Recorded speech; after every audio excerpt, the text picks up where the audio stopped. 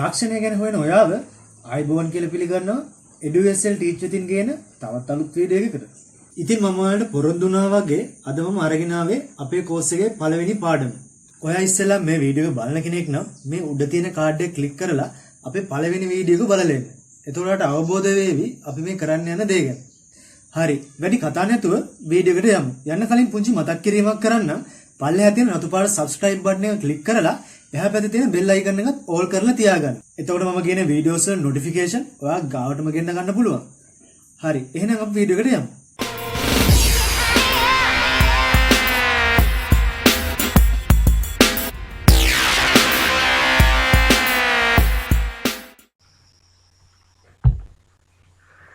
ඔයාලා මේ එකතු වෙලා ඉන්නේ අපේ කෝස් එකේ පළවෙනි පාඩමත් එක්ක. ඉතින් මම මේ පළවෙනි පාඩමෙන් කතා කරන්න බලාපොරොත්තු වෙනවා විශේෂ මාතෘකා දෙකක් ගැන. ඒ තමයි ඉස්සෙල්ලා මම කතා කරනවා පරිගණකයේ හැඳින්වීම ගැන. ඊට පස්සේ මම කතා කරනවා පරිගණකයක් කියලා කියන්නේ මොකක්ද කියලා. ඊට පස්සේ මම කතා කරනවා පරිගණකයේ ඉතිහාසය ගැන.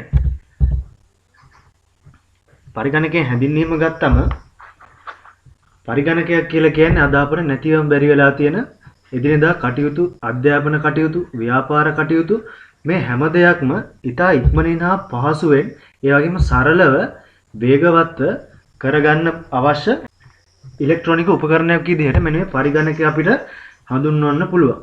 ඒ වගේම අද ලෝකයේ නැතිවම බැරි තැනට මෙන්න මේ පරිගණකය කියන විද්‍යුත් උපකරණය පත් වෙලා තියෙනවා. ඒ වගේම පරිගණකයක් කියලා කියන්නේ මොකක්ද? පරිගණකයක් කියලා කියන්නේ පරිගණකයක් යනු දී ඇති උපදේශ මත ක්‍රියා කරන යන්ත්‍රයකි. එය ඩිජිටල් ඉලෙක්ට්‍රොනික උපාංගයක් ලෙස හඳුන්වනු ලබයි. එයට හේතුව පරිගණකය නිපදවීමේදී ඉලෙක්ට්‍රෝන තාක්ෂණය හා ඩිජිටල් සංකල්පය යන දෙකම භාවිතා කර තිබීමයි. පරිගණකයෙන් මගින් සිදු කරනු ලබන්නේ එයට ලබා දෙන දත්ත සමූහය යම් සැකසීමේ ක්‍රියාවලියකට ලක්කොට එමගින් වැදගත් තොරතුරු සමූහයක් පිළිතර ලබා දීමයි. මෙන්න මේකෙන් අදහස් කරන්නේ පරිගණකය කියලා කියන්නේ විද්‍යුත් උපාංගයක්. මෙන්න මේ විද්‍යුත් උපාංගයට ඉලෙක්ට්‍රෝන තාක්ෂණය සහ ඩිජිටල් තාක්ෂණය භාවිතා කරලා තියෙනවා. ඒ වගේම පරිගණකයේ process එක ගැන කතා කරොත් එහෙම ඒ කියන්නේ පරිගණකයේ ක්‍රියාවලිය ගැන අපි කතා කරොත් පරිගණකය තේරුම් ගන්න ලබන්නේ යම්කිසි භාෂාවක්. ඒ කියන්නේ අපි සිංහල වෙන්න පුළුවන්, ඉංග්‍රීසි වෙන්න පුළුවන්, දෙමළ වෙන්න පුළුවන්, එහෙම නැත්නම් වෙන භාෂාවකින් අපි මේකට අපි දත්තයක් ලබා දුන්නත් එයා ඒක අයිඩෙන්ටිෆයි කරගන්නේ එයාගේම භාෂාවකින්. මේකට අපි කියලා කියනවා මැෂින් භාෂාව කියලා. මෙන්න මේ අපි ලබා දෙන දත්ත මෙයා ඔටෝමැටිකලි මෙයා process එකකට ලක් කරනවා. ඒ කියන්නේ ක්‍රියාවලියකට ලක් කරනවා. මෙන්න මේ ක්‍රියාවලියකට ලක් කරලා අපිට වැදගත් තොරතුරු සමූහයක් වශයෙන් පිටතට ලබා දෙනවා.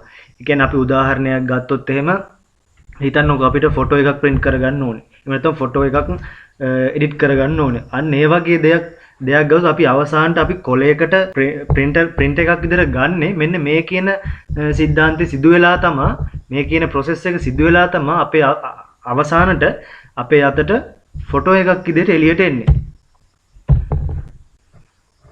ඒ වගේම අපි පරිගණකයට ලබා දෙන දත්තයක් හරි විධානයක් හරි පරිගණකයට අවශ්‍ය විදිහට තේරුම් ගන්නවා. ඒ කියන්නේ අපි කුමන භාෂාවකින් කතා කරත් කුමන භාෂාවකින් පරිගණකයට දත්ත ලබා දුන්නත් පරිගණකය දන්නේ එක භාෂාවක්. ඒ කියන්නේ මම ඉස්සෙල්ලා සඳහන් කරා වගේ එයා දන්නේ මැෂින් භාෂාව විතරයි.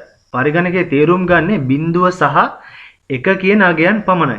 මෙන්න මේකටම අපි කියනවා බයිනරි ඩේටා කියලාත් අපි මෙන්න මේ පරිගණක විද්‍යාවේදී හඳුන්වනු ලබනවා. දැන් අපි කතා කරමු පරිගණකයේ ඉතිහාසය. මොකක්ද මේ ඉතිහාසය? පරිගණකයේ මොනතරම් ඈත අතීතයකට දිව යනවද? ඒ වගේ පරිගණකයේ ඉතිහාසය ගැන අපි කතා කරමු. මෙන්න මේක සඳහන් වෙලා තියෙන විදිහට ඈත අතීතයේදී මිනිසා ගණනයන් කිරීම සඳහා අතෙහි හා පාදෙහි ඇඟිලි යොදා ගන්නා ලදී. නමුත් කල්යාමත් සමගම සංඛ්‍යා වලට සංකේත ආදර්ශ කිරීමත් සමග තමන්ට වඩා පුළුල් පරාසයක වැඩ කිරීමේ හැකියාවක් ඇති බව තේරුම් ගන්නා ලදී. එම නිසා සංඛ්‍යා හා ඉලක්කම් ලෝකයට බිහි විය. මේවායින් හින්දු අරාබි ඉලක්කම් හා රෝම ඉලක්කම් අදවන විට භාවිතයේ ඇත. අංක ක්‍රමයත් සමග මිනිසා විශාල ප්‍රමාණයේ ගණිත කර්ම කිරීම ආරම්භ කරන ලදී. ඒවා නම් එකතු කිරීම, අඩු කිරීම, බෙදීම, ගුණ කිරීම ලෙස වේ. මේවා ගණිත කර්ම දියුණුවත්ම මිනිසා මේවා පසුකර ගැනීම සඳහා විවිධ උපකරණ නිර්මාණයට උනන්දු විය. ඈත අතීතයේදී ඇබකසේ නම් උපකරණයක් බිහි විය. මෙහි බීඩ්ස් නමින් හඳුන්වන කුඩා කොටස් සිරස් කූරු මත ඇති අතර යම් ක්‍රමවේදයක් අනුගමනය කරමින් ඉතා ඉක්මනින් ගණනය කිරීම කරගත හැක. මේ මගින් එකතු කිරීම, අඩු කිරීම, බෙදීම, ගුණ කිරීමට සමත් විය. මෙන්න මේකෙන් සඳහන් වෙන දින් ඇබකස් කියලා උපකරණයක් බිහි වෙලා තියෙනවා.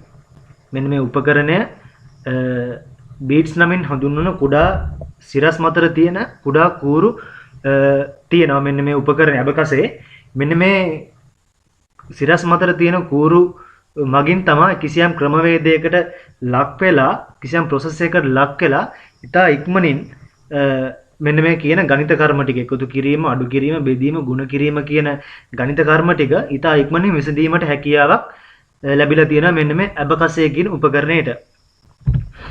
ඒ වගේම පරිගණකයේ යුගයන් කිහිපයක් තියෙනවා. අපි බලමු මෙන්න මේ පරිගණකයේ යුගයන් මොනවද කියලා.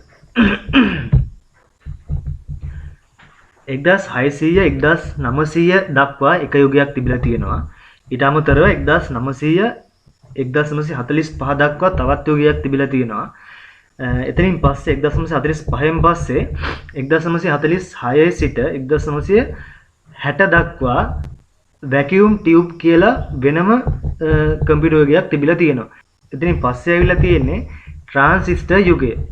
ට්‍රාන්සිස්ටර් යුගයෙන් පස්සේ මයික්‍රෝ කම්පියුටර් යුගය කියලා යුගයක් ඇවිල්ලා තියෙනවා.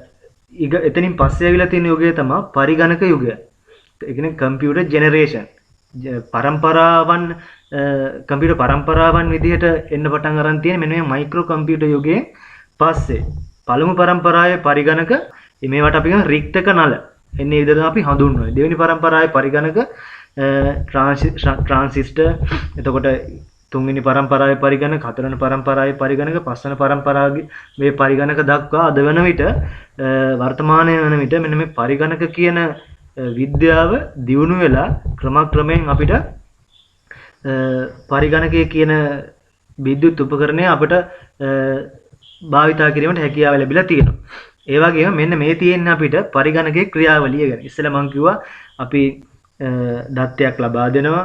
ලබා දුන්නාට පස්සේ කම්පියුටර් එක ඇතුලේ යම්කිසි ප්‍රොසෙස් වීමකට ලක් වෙනවා. ඊට පස්සේ එතනින් පස්සේ අපිට වැදගත් තොරතුරක් අපිට එළියට දෙන උපකරණයට තමයි අපි කම්පියුටරයක් කියලා කියන්නේ. මෙන්න මේ ඩිස්ප්ලේ වෙන්නේ අන්න ඒ වගේ ක්‍රියාවලියක්.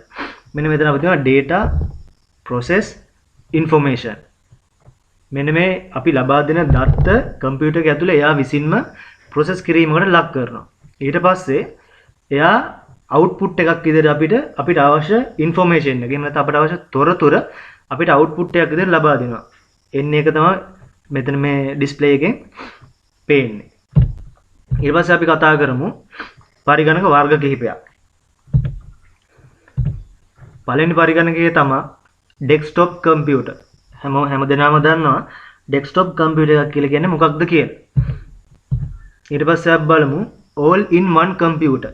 all in one computer කියලත් කම්පියුටර් වර්ගයක් තියෙනවා. සමහරක් දෙනා දන්නේ නැතුව ඇති, සමහර අය දැකලා නැතුව ඇති, සමහර අය දැකලා ඇති.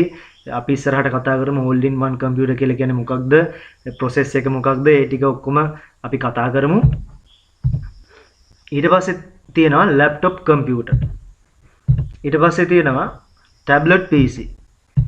ඊට පස්සේ තියෙනවා Windows mobile.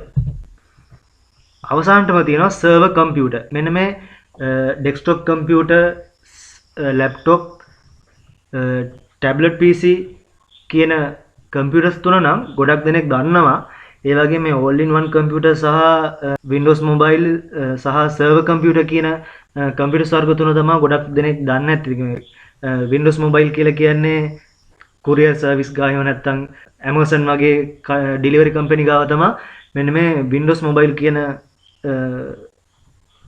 පරිගණකයේ තියෙන්නේ. ඉතින් server computer කියලා කියන්නේ computers ජාලගත කිරීම කරන මෙන්න මේ වගේ computer පොඩි unit එකක්.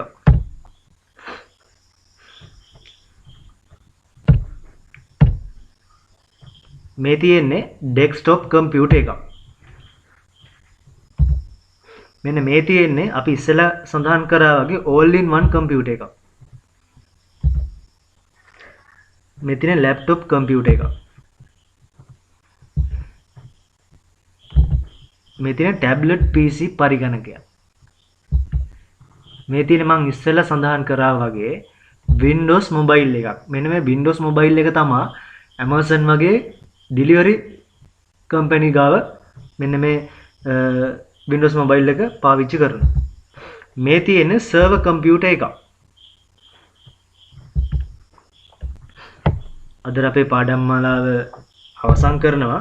මම හිතනවා තේරෙන්නේ නැති කියලා හැමදෙනාටම නොතේරුණ තැනක් තියෙනවා නම් පල්ලෙහා comment section එකේ comment එකක් දාන්න. ඒ වගේම වීඩියෝ එකට like කරන්න, comment කරන්න, නොදන්න යාළුවන්වත් දැනුවත් කරලා මේක පාඩම් මාලාවට සම්බන්ධ කරගන්න.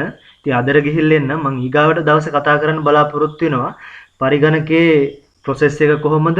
ඒ වගේම පරිගණකයේ ක්‍රියාවලිය සහ පරිගණකයේ තියෙන දෘඩාංග මොනවද, softwares මොනවද, එන්නේ ඒවා ගැන මම ඊගා පාඩමේදී කතා කරන්න බලාපොරොත්තු වෙනවා.